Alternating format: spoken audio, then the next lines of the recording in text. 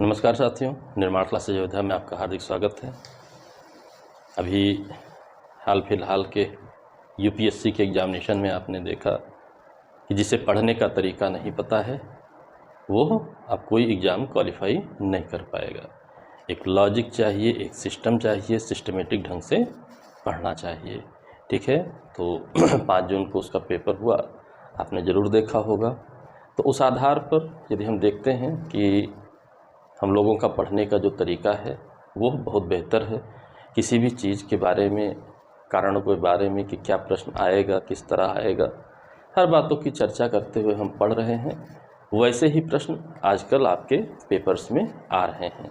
सिर्फ पढ़ लेने से ही पर्याप्त नहीं है, बल्कि एक चर्चा, उसकी व्यापकता को समझते हुए पढ़ना ज़्यादा आवश्यक हो गया है। तो उसी दिशा में हम लोग प्रयासरत हैं।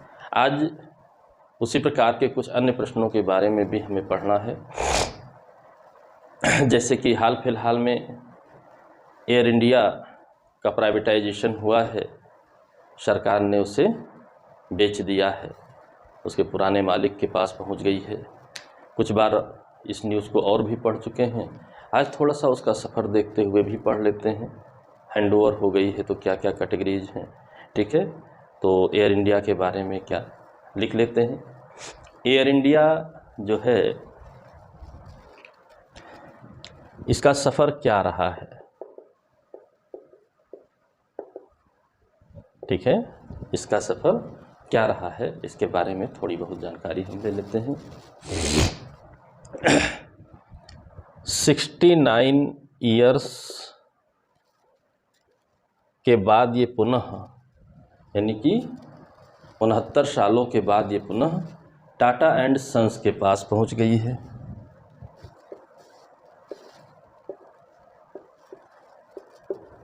टाटा एंड सन्स के पास पहुंच गई है। टाटा एंड सन्स मुख्य कंपनी है। विमानन का संचालन करने के लिए इसके पास एक अनुषंगी कंपनी भी है जिसका नाम है टैलेस प्राइवेट लिमिटेड। इसकी विमानन कंपनी भी है जिसका नाम है टैलेस, ठीक है। आपको मोस्ट इम्पॉर्टेंट क्वेश्चन है, most important, Thales private limited. यानी कि टाटा एंड सन्स में बहुत सी चीज़ें हैं, जैसे ऑटोमोबाइल सेक्टर है, टेलीकॉम सेक्टर है, वैसे ही विमानन के लिए भी है। तो विमानन के लिए इसने अपनी एक अनुषंगी कंपनी बना रखी है जिसका नाम है टैलेस, ठीक है, टैलेस प्राइवेट लिमिटेड। वही देख रेख करेगी, वही संचालन करेगी, उसी के हाथ में हैंडओवर हुआ है। तो अब इसका सफ़र कैसा रहा, क्या रहा, थोड़ा सा हम चर्चा कर लेते हैं, ठीक है। इस समय चेयरमैन, जब ये बात चर्चा में है तो टाटा एंड सन्स के चेयरमैन की भी चर्चा कर लें। चेयरमैन कौन है, ताकि जैसे इम्पॉर्टेंट जो प्रश्न होते हैं उनमें कई तरीके के प्रश्न भी पूछे जाते हैं। तो चेयरमैन आपके हैं एन चंद्रशेखरन।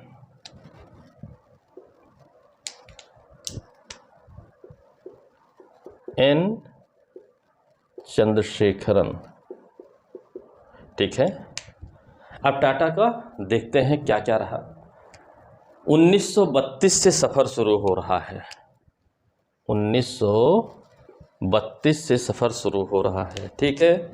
यानी कि 1932 में इसकी स्थापना हुई, स्वतंत्रता के पहले ही इसकी स्थापना हो गई है, ठीक है।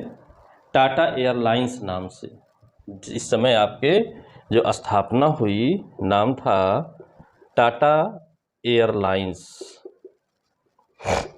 और JRD टाटा जी मौजूद थे।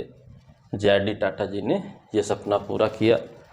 भारत की भले ही निजी क्षेत्र की एक एयरलाइंस स्थापित हुई, टाटा एयरलाइंस स्थापित हुई, ठीक है।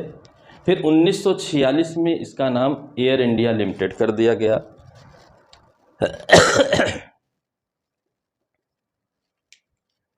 इसका नाम एयर इंडिया लिमिटेड कर दिया गया। ठीक है, अभी भारत स्वतंत्र नहीं हुआ है। 1947 में स्वतंत्र होने के बाद 1947 में स्वतंत्र होने के बाद 49%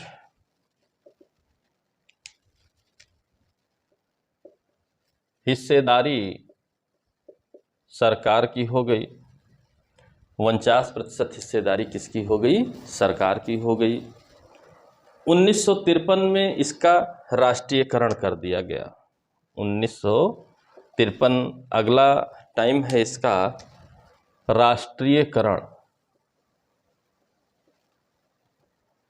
यानी कि 100% सरकार की हिस्सेदारी हो गई राष्ट्रीयकरण करके 1953 में। 2022 में यह पुनः टाटा समूह को प्राप्त हो गई।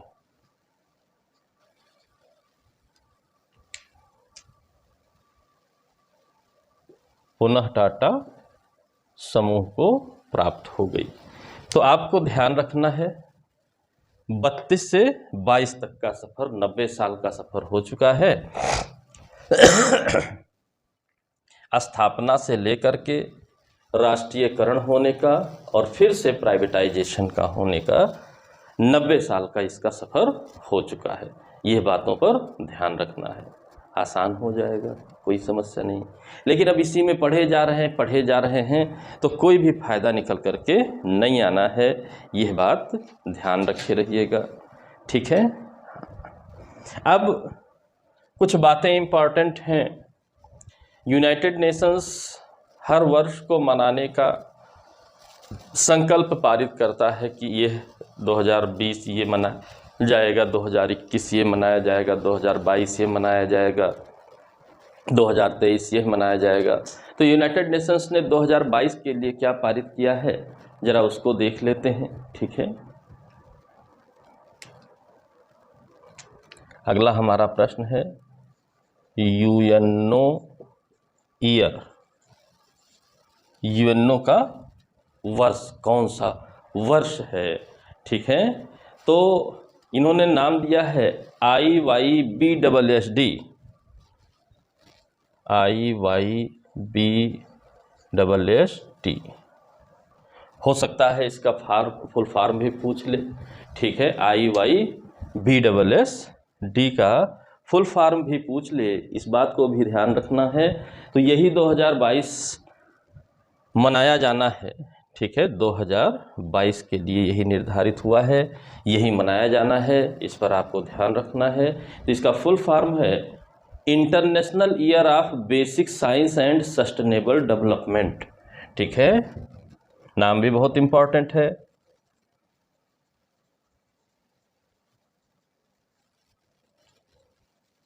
International year of basic science and sustainable development.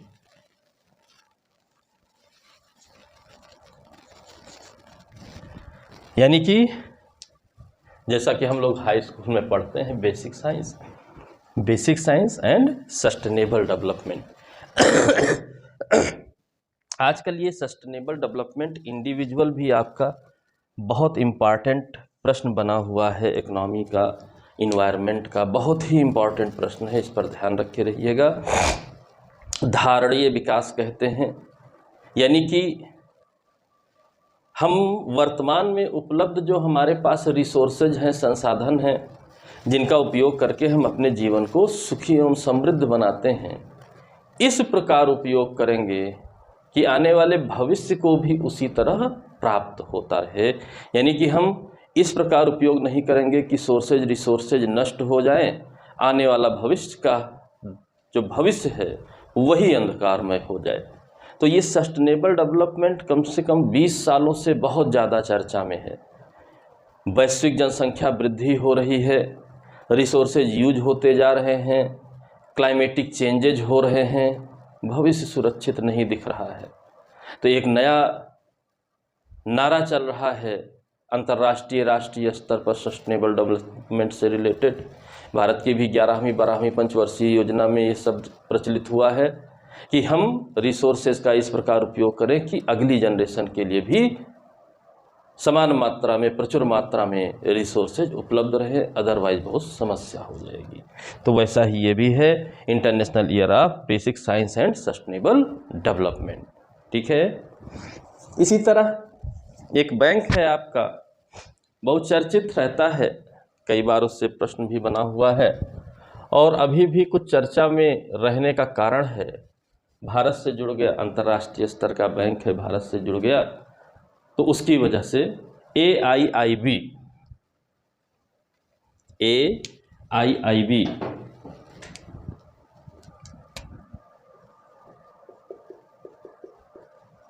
ये बैंक आपका बहुत चर्चित रहता है।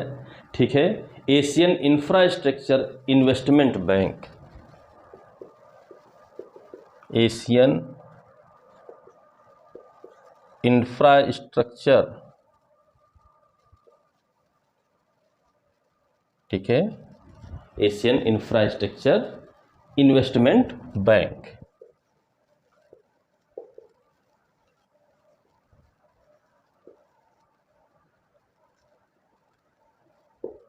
ठीक, बहुत चर्चा में रह रहा है, हमेशा प्रश्न भी आता है। अभी क्यों इम्पॉर्टेंट हो गया वो भी देखेंगे। ये बैंक कहाँ स्थित है यह भी आपका प्रश्न है। ये बैंक आपका बीजिंग में है। ठीक है। वर्ल्ड बैंक को टक्कर देने के लिए एशियाई देशों ने मिलकर के इस बैंक की स्थापना की है, बीजिंग में है। बीजिंग यानी चीन में है। ठीक है। तो एशियन इंफ्रास्ट्रक्चर डेवलपमेंट कर रहा है। ये बहुपक्षीय वित्त पोषण संस्थान है। कई इसके जो पक्षकार हैं उनके हिसाब से बहुपक्षीय वित्त पोषण संस्थान है। यह बात भी ध्यान रखे रहिएगा, इस रूप में भी पूछ सकता है।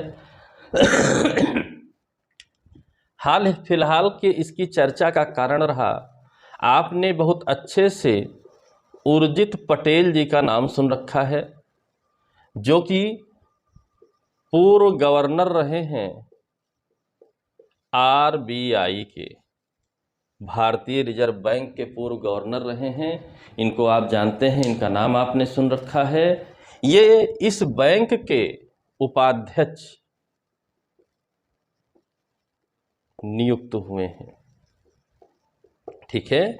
इस बैंक के उपाध्यक्ष नियुक्त हुए हैं, इसलिए बैंक भी इम्पॉर्टेंट और क्वेश्चन आने के लिए इम्पॉर्टेंट, उर्जित पटेल जी भी इम्पॉर्टेंट और क्वेश्चन आने के लिए इम्पॉर्टेंट। तो पूरी संभावना है कि यह प्रश्न आ सकता है, इस पर आप लोग ध्यान रखे रहिएगा। ठीक। इसी तरह हमारे इसरो के में भी कुछ चेंजिंग हुई है, जो कि बहुत ही इम्पॉर्टेंट है। बहुत इम्पॉर्टेंट पर्सनालिटी आपकी चर्चा में है, S सोमनाथ जी। ठीक है। श्री S सोमनाथ जी ये बड़ा चर्चा में रहे हैं। तो आखिर ये क्यों चर्चा में रहे, ये कौन हैं? तो ये वरिष्ठ रॉकेट विज्ञानी हैं। अंतरिक्ष प्रोग्रामों के ये कई प्रोग्राम्स के कमांडर रहे हैं, इन्हीं के नियंत्रण में उन प्रोग्रामों को संचालित किया गया है। रॉकेट विज्ञानी हैं। ये क्यों चर्चा में रहे हैं, ये आपका मोस्ट इम्पॉर्टेंट क्वेश्चन है, 100% श्योर क्वेश्चन है, ये बात आपको जानना पड़ेगा। ये नए चेयरमैन बनाए गए हैं इसरो के। जो आपका अंतरिक्ष संस्थान है इसरो, इसके नए चेयरमैन बनाए गए। तो आप सोचिए कितना इम्पॉर्टेंट है। और साथ ही साथ ये अंतरिक्ष विभाग